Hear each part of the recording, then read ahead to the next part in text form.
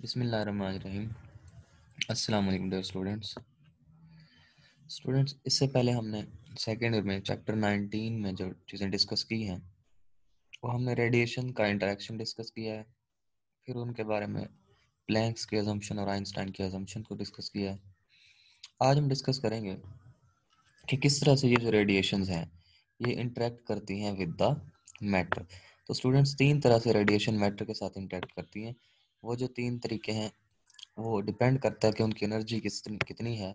तो एनर्जी के डिपेंडेंस के बाद हम बता सकते हैं कि depending upon their energy matter के साथ किस तरह से इंटरेक्शन कर सकती हैं रेडिएशंस। तो तीन तरीके हैं स्टूडेंट्स। पहले नंबर पे फोटो इलेक्ट्रिक इफेक्ट, ठीक है जी। दूसरे नंबर पे है कॉम्पटन इफेक्ट और तीसरे नंबर पे है पेयर प्रोडक्शन। तो आज का जो हमारा टॉपिक ऑफ इंटरेस्ट है वो है फोटो इलेक्ट्रिक इफेक्ट।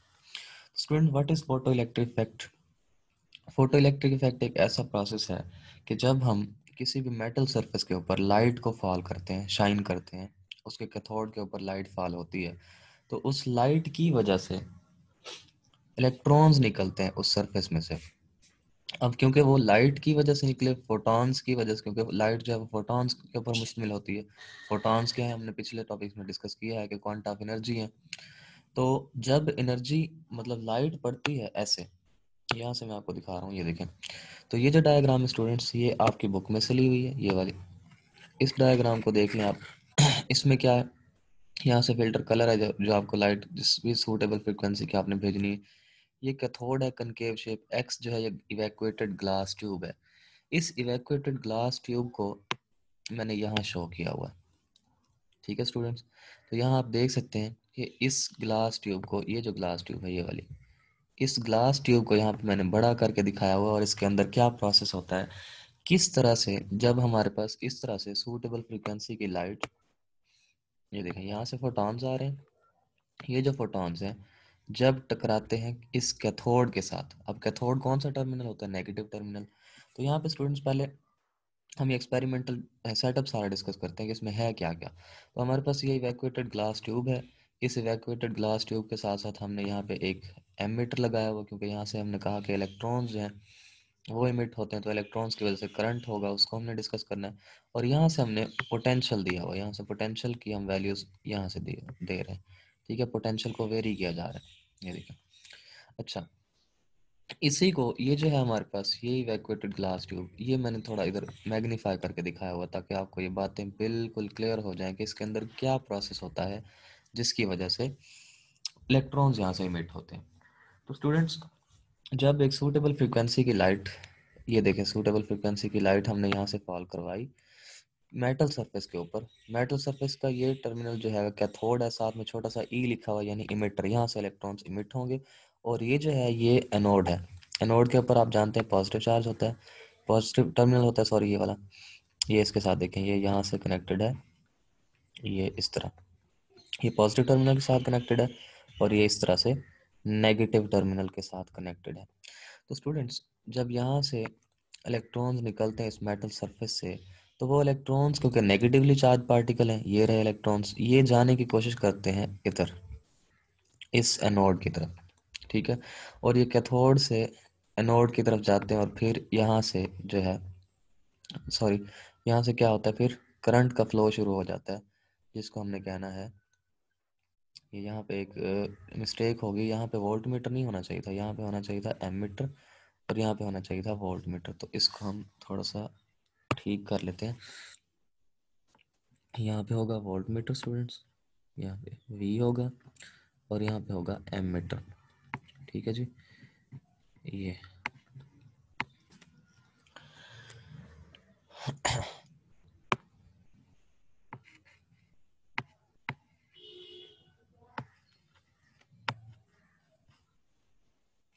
अब ये जो वोल्ट मीटर है इसने मेजर करना है कि हम कितना पोटेंशियल दे रहे हैं, और ये जो एम मीटर है इसने ये मेजर करना है कि यहाँ से कितना इलेक्ट्रिक करंट पैदा हुआ यहाँ पे, ठीक है।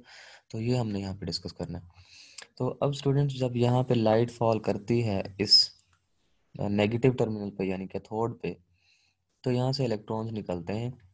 इलेक्ट्रॉन्स जो निकलते हैं वो कैथोड यहाँ पे कलेक्टर की तरफ जाते हैं जो कि एनोड है, पॉजिटिव टर्मिनल है। इसकी तरफ जाते हैं और यहाँ से करंट का फ्लो हो जाता है। इस तरह से जो फ्लो होने वाले, इस तरह से इमिटेड जो इलेक्ट्रॉन्स हैं उनको हम कहते हैं फोटो इलेक्ट्रॉन्स। ठीक है जी, जो इमिटेड इलेक्ट्रॉन्स हैं उनको हम कहते हैं फोटो इलेक्ट्रॉन्स। यहाँ पे देखें, ये वाले फोटो इलेक्ट्रॉन्स कहलाते हैं, और ये वाले जो इलेक्ट्रॉन्स यहाँ से इमिट हुए ये फोटो इलेक्ट्रॉन्स कहलाते हैं। और ये जो प्रोसेस है और यहाँ से जो करंट उनकी वजह से पैदा हुआ वो फोटो इलेक्ट्रिक करंट है। और ये सारे का सारा प्रोसेस, जिसमें the process of emission of electron from a metal surface when the light of suitable frequency is incident upon it is called photo electric effect. कि जब आप एक सूटेबल फ्रीक्वेंसी की लाइट किसी भी मेटल सरफेस के ऊपर फॉल करवाते हैं, उसके कैथोड के ऊपर, तो वहाँ से इलेक्ट्रॉन्स निकलना शुरू हो जाते हैं। वो जो इलेक्ट्रॉन्स हैं वो फोटो इलेक्ट्रॉन्स कहलाते हैं, और उनकी वजह से जो करंट होता है वो फोटो इलेक्ट्रिक करंट कहलाता है। तो एक्सपेरिमेंटल सेट हम देख चुके कि यहाँ पे क्या था। अब उसके बाद स्टूडेंट्स एक और हमने यहाँ से डिस्कस करना है कि जो इलेक्ट्रॉन्स यहाँ से निकले हैं उनके पास काइनेटिक एनर्जी कितनी होगी। तो स्टूडेंट उनकी काइनेटिक एनर्जी को यहाँ पे मैंने एक लाइन लिखी हुई है, kinetic energy is determined by reversing the electrodes. अब इलेक्ट्रोड्स को रिवर्स करना है कैसे, कि यहाँ पे देखें, अगर आप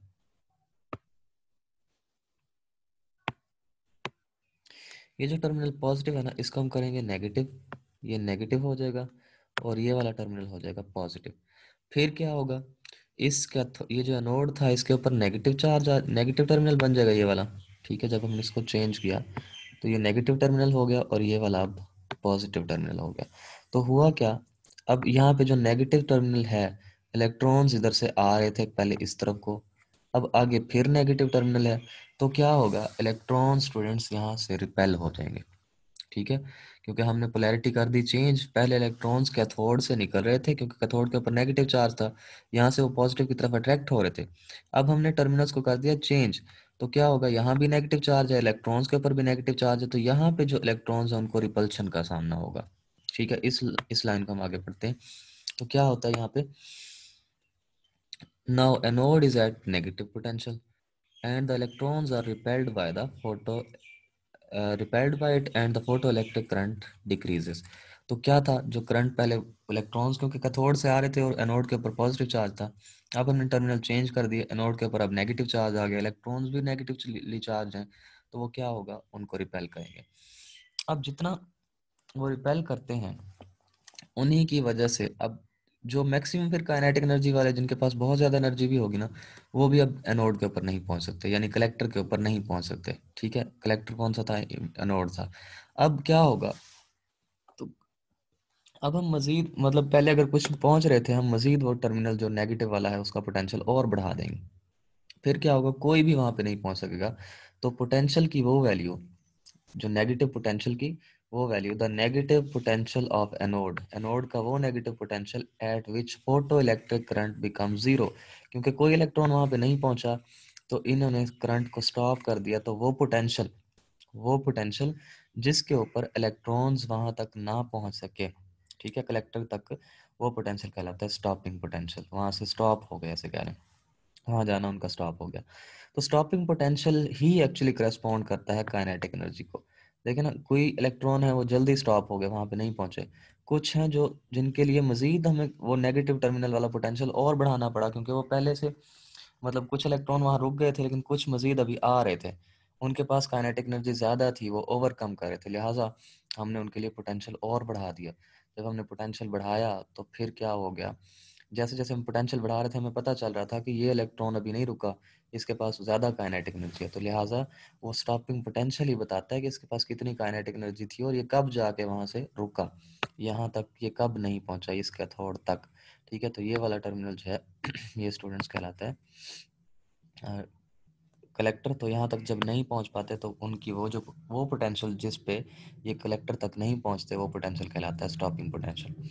तो यहाँ पे इसकी मैथमेटिकल इक्वेशन भी आपके सामने है, यहाँ से आप देख सकते हैं। तो kinetic energy actually stopping potential है। स्टॉपिंग पोटेंशियल ये जो वी नॉट है, this is known as stopping potential, और E for the electrons, electrons के लिए एक इलेक्ट्रॉन को कितना स्टॉपिंग पोटेंशियल रिक्वायर्ड था, ये उसकी काइनेटिक एनर्जी बता रहा है। तो काइनेटिक एनर्जी हमें पता है 1/2 mv² है, which is equal to V naught E. तो ये था स्टूडेंट मैक्सिमम काइनेटिक एनर्जी का कॉन्सेप्ट। कि मैक्सिमम काइनेटिक एनर्जी किससे पता चलती है? स्टॉपिंग पोटेंशियल से, कि कौन सा इलेक्ट्रॉन किस पोटेंशियल पे स्टॉप हुआ। जो जल्दी स्टॉप हो गया उनके पास काइनेटिक एनर्जी कम थी, क्योंकि वो जा रहा आहिस्ता से जा रहा था, थोड़े पोटेंशियल पे वो स्टॉप हो गया। लेकिन जिनके लिए स्टॉपिंग पोटेंशियल ज़्यादा चाहिए था, नेगेटिव वाला एनोड वाला जो ज़्यादा चाहिए था, वो कौन से थे? जिनके पास काइनेटिक एनर्जी ज़्यादा थी। ठीक है स्टूडेंट्स, तो ये था स्टॉपिंग पोटेंशियल और मैक्सिमम काइनेटिक एनर्जी का कॉन्सेप्ट। उसके बाद हम बढ़ते हैं इफेक्ट ऑफ इंटेंसिटी के ऊपर। स्टूडेंट्स, जो हम लाइट फॉल करवा रहे थे, अगर हम उसकी इंटेंसिटी को इंक्रीज या डिक्रीज करते हैं तो फिर क्या इफेक्ट्स हो सकते हैं फोटो इलेक्ट्रिक इफेक्ट पे या फोटो करंट पे। ठीक है जी, तो हमने यहाँ से डिस्कस करना है कि अगर हम इंटेंसिटी को बढ़ा दें, सबसे पहले आप देखें यहाँ पे एक कम इंटेंसिटी की लाइट हमने यूज़ की, तो उसके लिए स्टॉपिंग पोटेंशियल ये देख रहे हैं आप, ये नेगेटिव पोटेंशियल है। ठीक है, ये वाला पोटेंशियल जो है ये नेगेटिव पोटेंशियल है, यहाँ से आपको नज़र आ रहा होगा ये वाला। और ये वाला जो पोटेंशियल है ये पॉजिटिव है, ये वाला नेगेटिव और ये वाला पॉजिटिव। तो यहाँ से देखें आप, एक इंटेंसिटी इस तरफ को इंटेंसिटी इंक्रीज हो रही है, इस तरफ को पोटेंशियल है पॉजिटिव में, इधर है नेगेटिव में। तो हमने पहले I1 दिया जो कि लेस इंटेंसिटी है, उसके लिए हमने देखा कि स्टॉपिंग पोटेंशियल वही था। फिर हमने इंटेंसिटी इंक्रीज कर दी, ये देखें I2, ये पहले से ज़्यादा हो गई, अब यहाँ से इंक्रीज हो रही है इस तरह। तो पहले से ज़्यादा इंटेंसिटी थी, उसके लिए भी स्टॉपिंग पोटेंशियल सेम था। तो यहाँ से हमें क्या पता चला कि जब फ्रीक्वेंसी हमने सेम रखी, ये एमसीक्यूज के तौर पर आपसे पूछे जा सकते हैं कि जब फ्रीक्वेंसी सेम हो फिर डिफरेंट इंटेंसिटी पे क्या होगा। बेशक हमने इंटेंसिटी डिफरेंट भी ली लाइट की, मतलब लाइट की शिद्दत ज़्यादा कर दी, कुछ कुछ लाइट ऐसे यूज़ कर ली जिसकी जो मध्यम थी वो यूज़ की, फिर हमने तेज़ लाइट यूज़ कर ली। ठीक है, तो क्या हुआ ये हम डिस्कस करना चाह रहे हैं, शिद्दत बढ़ा रहे हैं उसकी लाइट की। तो फिर क्या था, स्टॉपिंग पोटेंशियल हमने देखा, ये वाला स्टॉपिंग पोटेंशियल ये दोनों के लिए सेम है। ठीक है, लेकिन फोटो इलेक्ट्रिक करंट को अगर आप देखें तो पहली इंटेंसिटी वाली के लिए कम है और दूसरे वाली इंटेंसिटी के लिए ज़्यादा हो रहा है, करंट इंक्रीज हो गया। क्यों इंक्रीज हुआ? क्योंकि हमें ये पता चला कि greater intensity increases the number of photo electrons. तो यहाँ से एमसीक्यू आपको आ सकता है कि इंटेंसिटी जो है वो डायरेक्टली प्रोपोर्शनल है नंबर ऑफ इलेक्ट्रॉन्स के। ठीक है, क्योंकि इंटेंसिटी बढ़ रही है, शिद्दत बढ़ रही है लाइट की, तो वहाँ पे जो फोटॉन्स हैं वो भी तो बढ़ रहे हैं। ठीक है, शिद्दत इंटेंसिटी के साथ जो आ रहे हैं। तो एक बीम थी जो स्मॉलर इंटेंसिटी वाली थी, जिसमें कम शिद्दत थी, उसमें कम फोटो इलेक्ट्रॉन्स थे, सॉरी फोटॉन्स थे। फिर उसके बाद जब हमने शदीद लाइट यूज़ की उसमें ज़्यादा फोटॉन्स है, तो जो ज़्यादा फोटॉन्स हैं वो ज़्यादा इलेक्ट्रॉन्स को निकालेंगे। इस वजह से जब ज़्यादा इलेक्ट्रॉन्स निकलेंगे स्टूडेंट्स यहाँ से, ये देखें आप, जब यहाँ से ज़्यादा इलेक्ट्रॉन्स ट्रैवल करते हुए आएंगे तो क्या होगा, फिर यहाँ पे आपके पास इलेक्ट्रिक करंट भी तो ज़्यादा होगा, फोटो इलेक्ट्रिक करंट। तो लिहाजा इस तरह से हमने ये डिस्कस कर लिया कि जब हम इंक्रीज करते हैं इंटेंसिटी को तो नंबर ऑफ इलेक्ट्रॉन्स इंक्रीज होते हैं, जिसकी वजह से फोटो इलेक्ट्रिक करंट इंक्रीज होता है। आई होप ये आपको क्लियर हो गया होगा। उसके बाद हम डिस्कस करते हैं कि अगर हम इंटेंसिटी को ना बढ़ाएं, पहले हमने सेम फ्रीक्वेंसी रखी और इंटेंसिटी को इंक्रीज किया, अब हम करते हैं कि अगर इंटेंसिटी सेम हो और फ्रीक्वेंसी का डिफरेंस लें तो फिर क्या होगा। तो स्टूडेंट यहाँ से देखें, ये दो लाइट्स हैं, दोनों की इंटेंसिटी सेम है, ये देखें, ये इंटेंसिटी इसकी भी यही है, इसकी भी। एक जो पहली बीम है उसकी फ्रीक्वेंसी कम है, यहाँ से अगर आप देखें ये फ्रीक्वेंसी है, और दूसरी की ये फ्रीक्वेंसी। अब इनकी फ्रीक्वेंसी डिफरेंट होने की वजह से इनका स्टॉपिंग पोटेंशियल भी डिफरेंट हो गया। ये देखें, पहली फ्रीक्वेंसी जो लोअर फ्रीक्वेंसी वाला था उसके लिए स्टॉपिंग पोटेंशियल की वैल्यू थी ये, कम वैल्यू है, और जबकि दूसरे के लिए स्टॉपिंग पोटेंशियल की वैल्यू ज़्यादा है। लिहाजा यहाँ से हमें ये पता चला, क्योंकि स्टॉपिंग पोटेंशियल का कम या ज़्यादा होना बताता है इलेक्ट्रॉन्स की एनर्जी जो वहाँ से इमिट होकर आ रहे थे, पीछे हमने अभी डिस्कस किया। तो इससे ये पता चल रहा है कि जब स्मॉलर फ्रीक्वेंसी की लाइट हमने यूज़ की थी तो उसके लिए स्टॉपिंग पोटेंशियल कम होने का मतलब ये है कि वहाँ से जो फिर इलेक्ट्रॉन्स निकले हैं उनके पास एनर्जी कम थी। एनर्जी कौन सी? Kinetic energy. जबकि जब हमने ज़्यादा फ्रीक्वेंसी वाली लाइट यूज़ की है तो वहाँ से उसने जो इमिट करवाए हैं इलेक्ट्रॉन्स उनके पास एनर्जी ज़्यादा थी, इसलिए उनको रोकने के लिए, ठीक है, एनोड के नेगेटिव टर्मिनल पे हमें पोटेंशियल भी ज़्यादा देना पड़ा।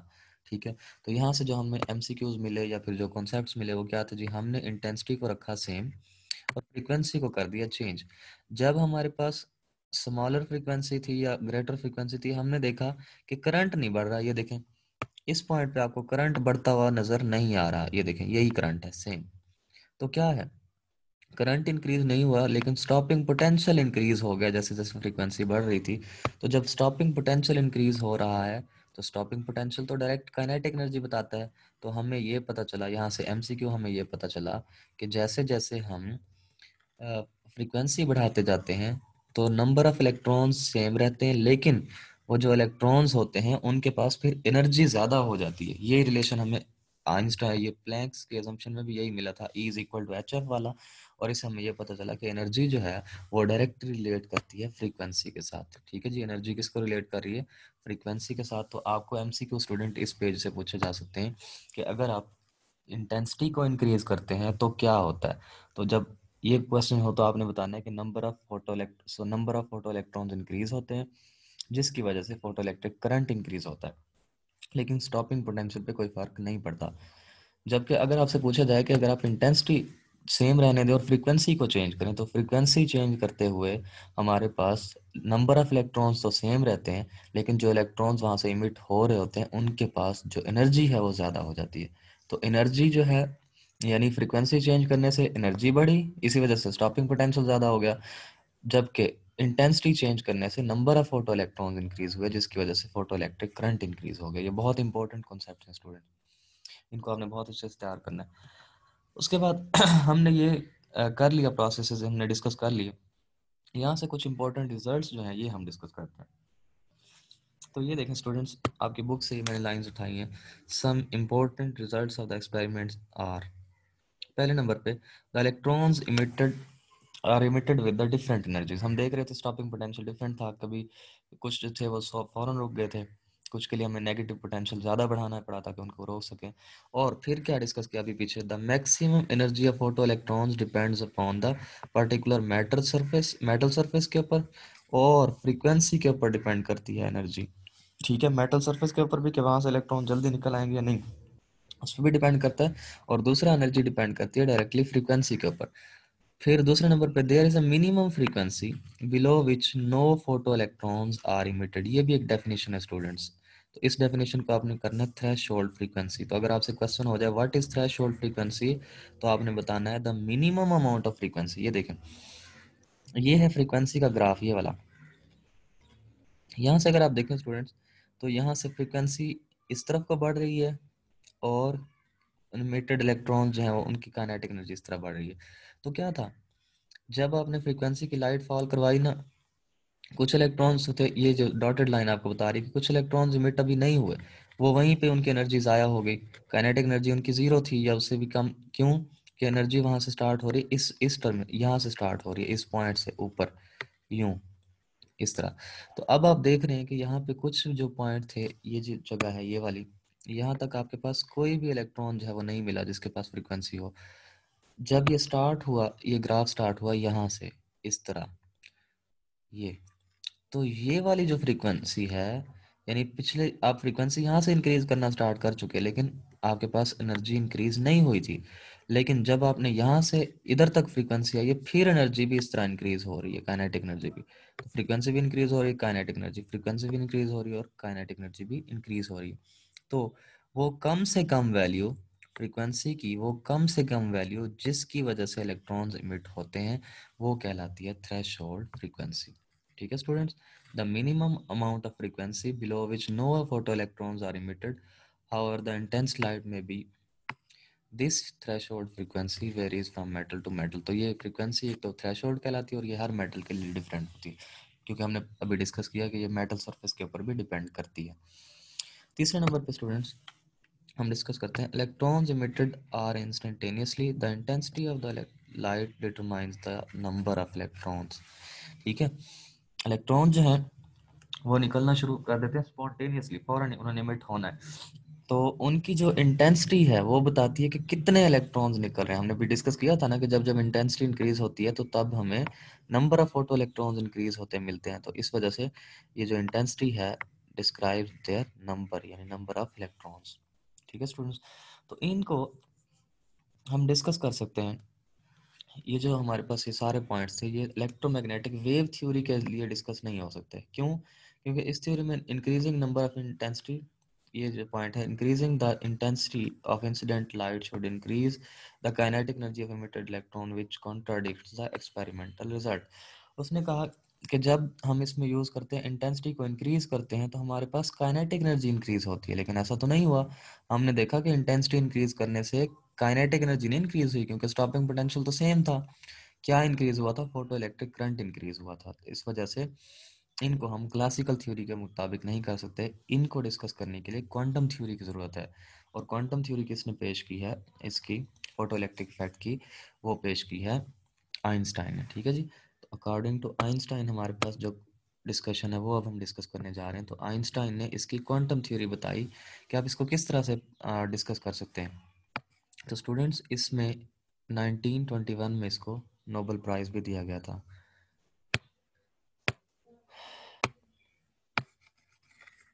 आइंस्टाइन को। इसी की बुनियाद पे 1921 में नोबेल प्राइज़ भी दिया गया कि उसने फोटो इलेक्ट्रिक इफेक्ट की क्वांटम थ्योरी पेश की और इसको अच्छे से एक्सप्लेन किया। तो स्टूडेंट्स, यहाँ से क्या था, प्लैंक्स की असम्पशन हम जानते हैं, E is equal to h f, ये वाला रिलेशन आपने पढ़ा हुआ है।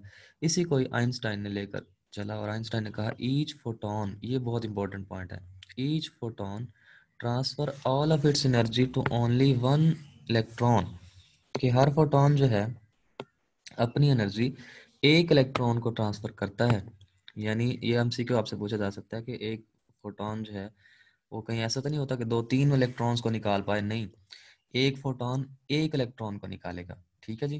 तो हमने देखा ना, जैसे जैसे इंटेंसिटी बढ़ रही थी, ज़्यादा शदीद, मतलब शदीद से मुराद क्या है, ज़्यादा फोटॉन्स आ रहे थे तो ज़्यादा इलेक्ट्रॉन्स निकले, लिहाजा एक फोटोन एक इलेक्ट्रॉन को निकालने का रिस्पॉन्सिबल है। ठीक है। Thus the energy absorbed by the a single electron in a metal surface is the total energy of a photon। तो जो एक इलेक्ट्रॉन निकालने में जितनी एनर्जी थी, वो इसका मतलब वो एनर्जी थी जो एक फोटोन रखता था इलेक्ट्रॉन को निकालने के लिए। तो यहाँ से एक डेफिनेशन हमें मिलती है। हमने कहा कि कुछ एनर्जी चाहिए एक इलेक्ट्रॉन को निकालने के लिए, तो जो मिनिमम एनर्जी चाहिए, the minimum energy required to eject the electrons from the metal surface is called work function. तो वो जो मिनिमम एनर्जी है उसको बोलते हैं वर्क फंक्शन। ठीक है जी। कि इलेक्ट्रॉन्स को निकालने के लिए जो कम से कम एनर्जी आपको रिक्वायर्ड है वो कहलाती है वर्क फंक्शन, और वर्क फंक्शन को फाई से शो करते हैं, phi is equal to h f nought. अब स्टूडेंट्स, जो आपने इंसिडेंट फोटोन जो दिया, हमने देखा कि कुछ जो फ्रीक्वेंसी थी उसके ऊपर फोटो इलेक्ट्रॉन्स नहीं निकले थे। ठीक है। तो क्या हो रहा था, कुछ जो थे उनके लिए वर्क फंक्शन तक की हमें थ्रेशोल्ड फ्रीक्वेंसी चाहिए थी कि इस फ्रीक्वेंसी तक आप जाएंगे तो इलेक्ट्रॉन्स निकलेंगे, वरना नहीं निकल रहे। तो लिहाजा जो इंसिडेंट फोटोन हमने वहाँ पे भेजा, उसकी जो एनर्जी है वो दो चीज़ों के ऊपर है। एक तो वर्क फंक्शन जो उसको इलेक्ट्रॉन को निकालने के लिए, प्लस वो जो इलेक्ट्रॉन फिर निकला तो कितनी काइनेटिक एनर्जी रखता था उसमें कन्वर्ट हो जाती है, जो हम फोटोन की एनर्जी दे रहे होते हैं। ठीक है स्टूडेंट्स, इस बात का क्या मतलब है कि जो फोटोन जाता है मेटल सरफेस के ऊपर टकराता है इलेक्ट्रॉन्स निकालने के लिए, उसको सबसे पहला जो काम करना पड़ता होता है, उसकी एनर्जी इतनी ज़्यादा कन्वर्ट हो जाती है किसमें, कि उसका वर्क फंक्शन के कम से कम एनर्जी जो उसको रिक्वायर्ड थी वो उसमें कन्वर्ट हो गया, प्लस जब वो निकला तो उसके पास जो एनर्जी बाकी बची वही टोटल एनर्जी थी फोटोन की जो आपने भेजा था। ठीक है स्टूडेंट। तो E is equal to h f यहाँ से हम लिख देंगे, और एच एफ नॉट क्या है, वर्क फंक्शन, और काइनेटिक एनर्जी होती है 1/2 mv²। तो अगर आप यहाँ से 1/2 mv² को अलग कर लें तो ये बन जाता है H F minus H f nought. अब स्टूडेंट्स, आपने ये इस कर्व में देखा यहाँ पे कि इस कर्व में अगर आप डिस्कस करें तो आपको नज़र आ रहा है, यहाँ से देखें कि कुछ फ्रीक्वेंसी है, जिस फ्रीक्वेंसी के ऊपर ये इस फ्रीक्वेंसी के ऊपर आपके पास काइनेटिक एनर्जी स्टार्ट हुई है। तो उसका मतलब क्या है कि जब काइनेटिक एनर्जी ज़ीरो थी तो तब क्या कुछ था वहाँ पे। काइनेटिक एनर्जी ज़ीरो होने का मतलब ये है कि इलेक्ट्रॉन के पास वो जो थ्रेशोल्ड फ्रीक्वेंसी थी, यानी जो उसकी एनर्जी थी, वो सारी की सारी कन्वर्ट हो गई है उसको सिर्फ वहाँ से इजेक्ट कराने में। अब इजेक्ट करवाना प्लस उसके पास काइनेटिक एनर्जी होना, इसका मतलब ये है जो आपने इंसिडेंट फोटोन भेजा, उस इंसिडेंट फोटोन की जो एनर्जी है वो सारी की सारी सिर्फ उसको निकालने में लग गई। अब वो आगे नहीं जा रहा, उसकी काइनेटिक एनर्जी ज़ीरो है, वो आगे ट्रैवल नहीं कर रहा क्योंकि सारी की सारी एनर्जी तो यूज़ होगी उसको सिर्फ निकालने में।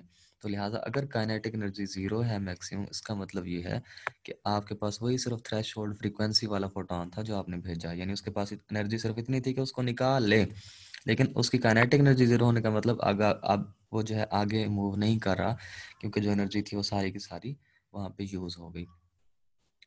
अब स्टूडेंट्स हमारे पास लास्ट जो बात है एमसीक्यू के तौर पर हम इसको डिस्कस करेंगे कि आइंस्टाइन को इसके ऊपर अवार्ड भी मिला। तो ये जो है ये कौन सा इफेक्ट बता रहा है, फोटो इलेक्ट्रिक इफेक्ट, क्या लाइट की वेव नेचर बता रहा है या पार्टिकल नेचर बता रहा है? तो हमने अभी डिस्कस किया कि इसके पास अपनी एनर्जी होती है और एनर्जी के पैकेट्स होते हैं जिनके पास E is equal to h f वाला हमने रिलेशन भी अभी डिस्कस किया था। तो E is equal to h f किसके पास होती है एनर्जी? फोटॉन्स के ऊपर, और फोटॉन्स हैं वो पार्टिकल्स हैं, ठीक है। कारपर्सल्स हैं इसके अमाउंट ऑफ एनर्जी के छोटे छोटे पैकेट्स हैं। तो क्या है जो हमारे पास ये पार्टिकल नेचर को बताता है, तो ये एमसीक्यू भी आपने याद रखना है। तो ये था स्टूडेंट्स फोटो इलेक्ट्रिक इफेक्ट हमारे पास जो हमने डिस्कस किया। आई होप ये आपको अच्छे से क्लियर होगा। तो नेक्स्ट टॉपिक तक के लिए इजाज़त दीजिए। अल्लाह हाफिज़।